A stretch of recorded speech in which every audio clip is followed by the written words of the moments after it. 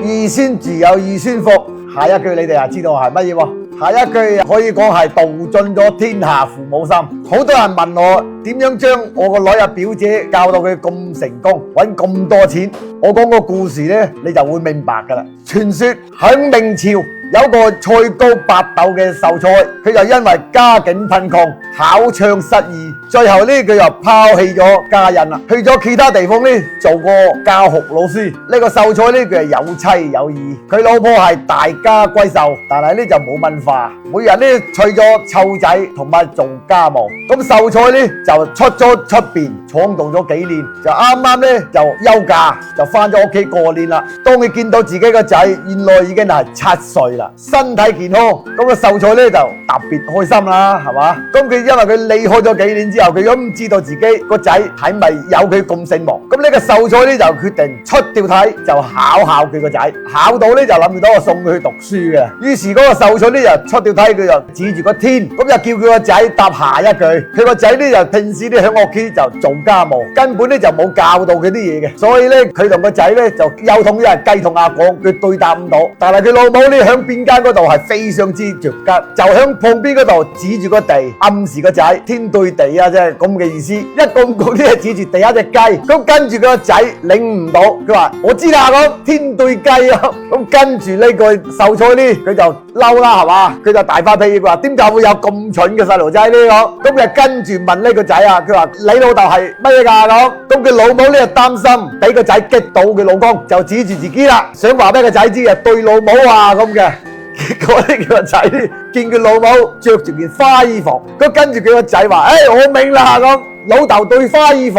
咁個秀才聽到之後，徹底咁樣對個仔死心啦。呢條友仔天生唔成婆，教其他生學費嘅咁，佢就話恨自己科舉無緣啦，咁又對自己個仔心灰意冷啦。咁最後呢，呢個秀才呢就乾脆出家，就做咗和尚。咁當時嚟講，一個家庭嗰個男人突然離開，對一個家庭嚟講係打擊係好大好大。到最後佢老婆係慢慢咁諗通咗啦，就響農務嘅即係閒暇之餘啊，咁佢就係花多啲心思行去教佢個仔。到後尾呢，佢自己呢積累咗儲儲埋埋嘅錢，幫自己個仔就請咗個名師啦。響有名師嘅指導底下，佢個仔係進步迅速，到最後嚟講一舉高中，升咗狀元啦。咁佢個仔為咗感激自己嘅母親，就大擺酒席，宴請咗四方嘅親朋好友，為自己老媽子行去祝壽。咁呢個出家嗰個秀才呢，就知道咗之後，就為咗自己嘅仔啊，非常之開心喎。咁佢啊即刻咁樣向寺廟跑翻屋企探望啦。當呢個秀才翻到屋企嗰時候，看門嘅保安呢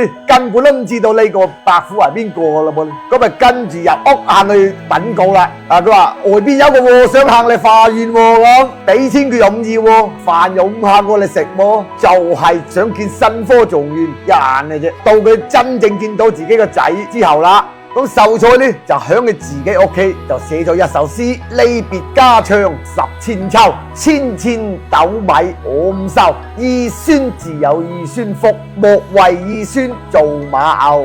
呢句話嘅下一句嘅意思就係兒孫自有佢哋自己嘅福氣，無論係智商都係一樣，只能夠係因勢去引導，而唔能夠去強迫或者係放任，否則到最後只係能夠適得其反。其實你講呢，仔也好，女也好，每個人都有自己嘅福氣，做長輩嘅呢，就唔需要太過於擔憂，睇得佢嘅一時，你係睇唔到佢一世嘅。佢係有福報嘅，就算父母係一無所有，佢都能夠會白手起家。如果唔係你硬有錢，都唔夠佢3兩下就揮霍晒啦，係嘛？所以對比兒孫自有兒孫福，莫為兒孫做馬牛，先正係流傳嘅經典。